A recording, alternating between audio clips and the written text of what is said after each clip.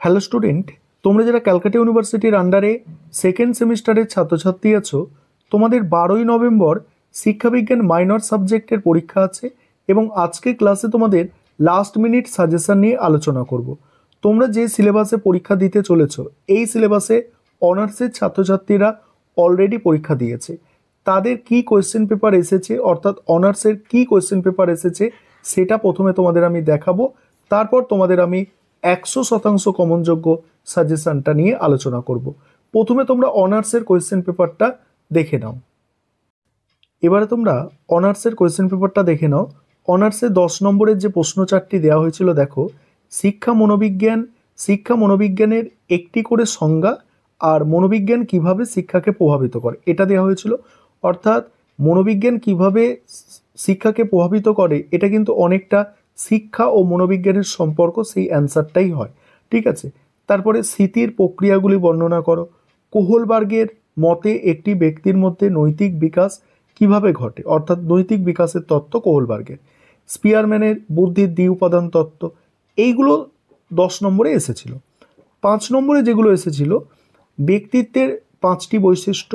তারপরে দেখো, অবদমন, অন্তরায়, ক্লান্তি কিভাবে বিস্মৃতি ঘটায়, অর্থাৎ বিস্মৃতির কারণ বলতে পারো, সেটা এসেছে। এরিকসনের মতে আস্থা বনাম অনাস্থা শিশুর মধ্যে কিভাবে গঠিত হয়, এটা আছে। ভাইগাটস্কির ভাষার বিকাশ এবং সহায়তা দান সম্পর্কে টিকা। থর্নডাইক কিভাবে বুদ্ধির তত্ত্বটি ব্যাখ্যা করেছেন, আর বুদ্ধির অভিজ্ঞার প্রকারভেদ। ঠিক আছে, এগুলো 5 নম্বরে, এবং এগুলো 2 নম্বরে প্রশ্ন দেওয়া হয়েছিল, তোমরা একটু দেখে নাও। 2 নম্বরে প্রশ্ন এগুলো ছিল। ঠিক আছে, 2 নম্বরে প্রশ্ন। আর এটা তো ইংলিশ ভার্সন আছে, তোমরা দেখতে পাচ্ছ। এবারে তোমাদের সাজেশনটা তোমরা বুঝে নাও। এবারে তোমরা দেখো, ইউনিট 1 থেকে 10 নম্বরের প্রশ্ন যেগুলো করবে। প্রথম প্রশ্ন, শিক্ষা মনোবিজ্ঞান কি, এদের মধ্যে সম্পর্ক, অর্থাৎ শিক্ষা মনোবিজ্ঞানের সম্পর্ক, খুবই ইম্পর্টেন্ট প্রশ্ন। তারপরে শিক্ষা মনোবিদ্যা কি, এর প্রয়োজনীয়তা ও শিক্ষাক্ষেত্রে ভূমিকা, ইম্পর্টেন্ট প্রশ্ন।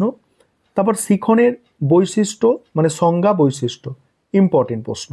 এবার তোমরা যদি বলো আরেকটা, এইটা বিস্মৃতি কাকে বলে, বিস্মৃতি নিরাসনের উপায়গুলি লেখো। এবার যদি বলো যে স্যার এখানে এবছরের জন্য মোস্ট ইম্পর্টেন্ট কি আছে, কোন 2 বা 3টে মোস্ট ইম্পর্টেন্ট, এখানে শিখনের বৈশিষ্ট্য, এটা হচ্ছে সব থেকে গুরুত্বপূর্ণ। তারপরে তোমরা বিস্মৃতিটা দেখে যেতে পারো। বিস্মৃতিটা আমার সেকেন্ড গুরুত্বপূর্ণ বলে এখন মনে হচ্ছে অনার্সের পরীক্ষা হওয়ার পরে, কারণ ওদের এটা 5 নম্বরে এসেছে, তোমাদের এটা 10 নম্বরে আসার সম্ভাবনা আছে। এছাড়া এই যে প্রথম প্রশ্নটা, এটা কিন্তু কোনোভাবেই ছাড় দেওয়া যাবে না। এটা একটা মানে বেসিক প্রশ্ন এই ইউনিট 1 থেকে, মানে এটা হচ্ছে একদম সব থেকে গুরুত্বপূর্ণ প্রশ্ন বলতে পারো।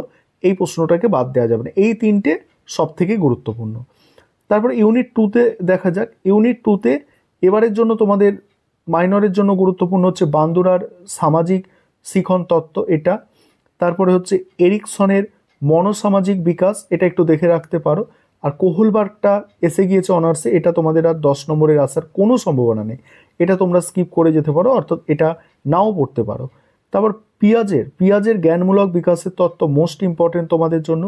আর সামাজিক বিকাশ কাকে বলে, ভাইগাটস্কির সামাজিক বিকাশের তত্ত্ব। তাহলে এখানে 3টে কি মোস্ট ইম্পর্টেন্ট দাঁড়াচ্ছে, বান্দুরার সামাজিক শিখন তত্ত্ব মোস্ট ইম্পর্টেন্ট, তারপরে পিয়াজের জ্ঞানমূলক বিকাশের তত্ত্ব, আর সামাজিক বিকাশ বলতে কি বোঝো, ভাইগাটস্কির সামাজিক বিকাশের তত্ত্ব।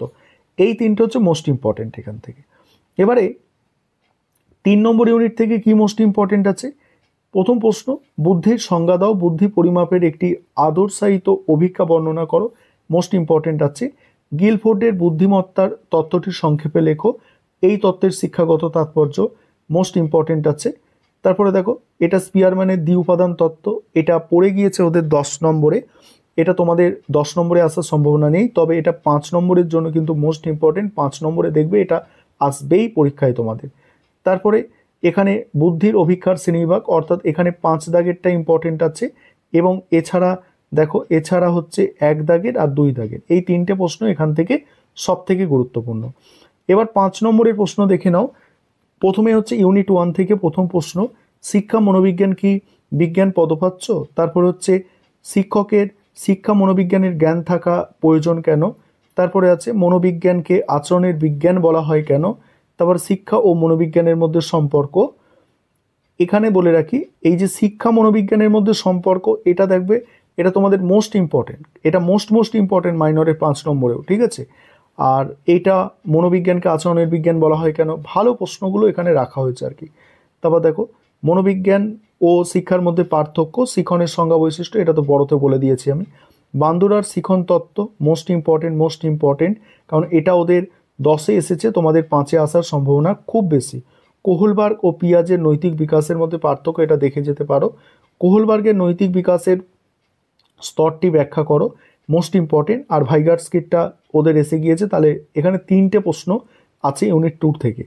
এবার 3 নম্বর ইউনিটে যদি দেখো, সেখানে প্রথম প্রশ্ন হচ্ছে শিক্ষাক্ষেত্রে বুদ্ধির অভিক্ষার ব্যবহার বা উপযোগিতা লেখো।